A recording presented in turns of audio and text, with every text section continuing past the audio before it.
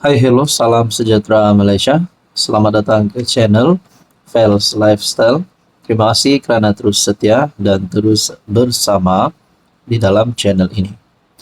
Saudara-saudara, tuan-tuan dan puan-puan yang saya amat hormati.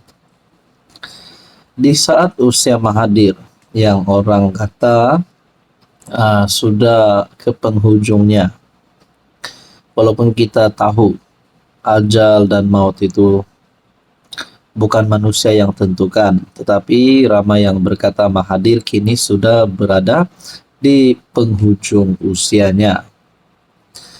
Kita berharap Tun Mahathir dalam keadaan yang baik, dalam keadaan yang sihat sahaja. Tapi ada satu berita, sekali lagi pengakuan Tun Mahathir yang menarik perhatian ramai orang untuk memberikan pandangan dan komen. Dalam satu artikel berita di mana Tun Mahathir, jika saya jadi PM lagi, saya akan hapuskan larangan 3R menurut artikel yang dikongsikan oleh Malaysia Kini bertarik 19 Mei 2025. Pada masa yang sama, saya melihat dalam satu FB page caption ataupun respon kepada kenyataan Tun Mahathir daripada FB page Friends of Pakatan Harapan. Buang tebiat di penghujung nafas adalah sangat dangkal dan tidak bertanggung jawab bagi seorang bekas Perdana Menteri untuk mencadangkan penghapusan larangan 3R. Kenyataan seperti ini bukan sahaja memperlihatkan kejahilan terhadap sensitiviti rakyat berbilang kaum dan agama di Malaysia, malah menunjukkan betapa beliau sanggup menggadaikan keharmonian negara demi kepentingan politik pribadi. Apakah beliau tidak sedar bahawa isu kaum, agama dan institusi diraja adalah tiang utama kestabilan negara ini? Dengan menghapuskan larangan ini, adakah beliau mahu membuka pintu kepada ucapan kebencian, penghinaan terhadap raja-raja Melayu dan perpecahan antara rakyat? Ini bukan suara negarawan, ini suara seorang yang hilang arah, terdesak dan sanggup membakar dam negara demi kekal relevan dalam politik. #Sang Saka Tua. Mungkin kita pernah mendengar Mahathir kini sudah tidak ada harapan lagi untuk menjadi Perdana Menteri. Tidak ada harapan lagi untuk menjadi relevan di dalam kancah politik yang semakin panas hari demi hari, yang semakin moden. Ada yang kata Mahathir kritikal dalam keadaan politiknya, tidak lagi mampu untuk menjadi PM. Tapi kenapa hasrat Mahathir ataupun kenyataan Mahathir berkata, jika saya jadi PM lagi? Maknanya adakah Mahathir sebenarnya mempunyai niat untuk menjadi PM lagi, untuk bertanding pada PRU16 nanti? Bekas Perdana Menteri 2 kali Dr. Mahathir berkata, dia akan memasukkan hukuman berkaitan isu 3R, kaum, agama dan institusi diraja sekiranya kembali memegang jawatan itu. Mahathir yang akan mencecah usia 100 tahun pada 10 Julai berkata langkah itu adalah perkara pertama yang akan dilakukan jika dia diberi peluang memimpin negara sekali lagi. Saya mesti tahu apa yang rakyat fikirkan. Kalau mulut mereka ditutup, mereka mungkin berfikiran buruk terhadap kamu. Tetapi kamu pula rasa semuanya baik-baik saja. Katanya dalam sesi dialog semasa pelancaran bukunya di Putrajaya. Jadi saya tidak mau cakap banyak melalui kenyataan artikel ini saja, yang berkata sekali lagi, kalau saya jadi PM semula, minta dijauhkan Tuhan. Saya tahu beberapa perkara betul, perkara yang perlu saya lakukan.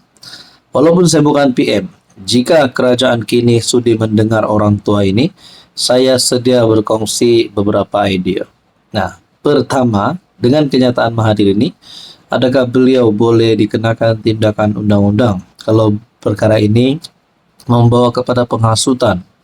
Dan kedua, dengan kenyataan sedia berkongsi beberapa idea dengan kerajaan terkini, adakah beliau sebenarnya mahu bekerja sama dengan Anwar ataupun mempunyai kesediaan untuk bekerja sama dengan Anwar Ibrahim?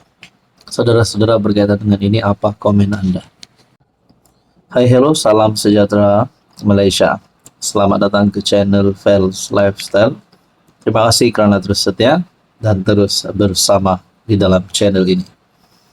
Antara keputusan-keputusan yang dinantikan, terutamanya kepada penyokong PKR, kepada penyokong calon timbalan Presiden PKR, Rafizi Ramli dan juga Nurul Izzah. Sudah pasti bagi penyokong Rafizi, mahu Rafizi meneruskan ataupun meneruskan khidmat beliau sebagai timbalan Presiden PKR. Manakala bagi penyokong Nurul Izzah pula, perkara yang sama, yaitu mahu Nurul Izzah menang jawatan timbalan Presiden PKR. Nah, di sebalik apa yang berlaku ini, akhirnya Anwar Ibrahim membuat satu pengakuan. Anwar akui pemilihan PKR sengit macam nak runtuh gunung, tapi Presiden PKR Anwar Ibrahim tidak risau dengan kehangatan pemilihan parti itu kali ini kerana yakin semua pemimpinnya akan bersatu dan bermaaf-maafan selepas selesai pemilihan. Anwar menegaskan semua calon yang bertanding dalam pemilihan kali ini adalah mereka yang mempunyai jasa kepada perjuangan PKR. Sesetengah persaingan itu sengit betul, macam nak runtuh gunung-gunung. Tetapi selesai patut bersatu semula dan kita bermaaf-maafan balik. Kerana yang bertarung itu orang-orang yang berjasa. Jadi jangan ambil sikap bermusuh. Sedikit berbeza pendapat, tapi ada sedikit ihsan dan kasih sayang. Orang banyak susah hati. Saya tak sangat susah hati. Kerana saya kata ini pertandingan timbalan presiden, naib presiden, pemuda, wanita, itu di kalangan sahabat lama, sahabat setia, sebilangan besar mereka itu pejuang-pejuang asal. Pemilihan PKR kali ini menyaksikan pertemuan sengit antara bagi jawatan timbalan presiden PKR yang disandang Rafizi. Ahli Parlimen Pandan itu dicabar naib presiden PKR Nurul Izzah Anwar, yang juga anak Presiden Parti, bagi merebut kerusi nomor 2 PKR.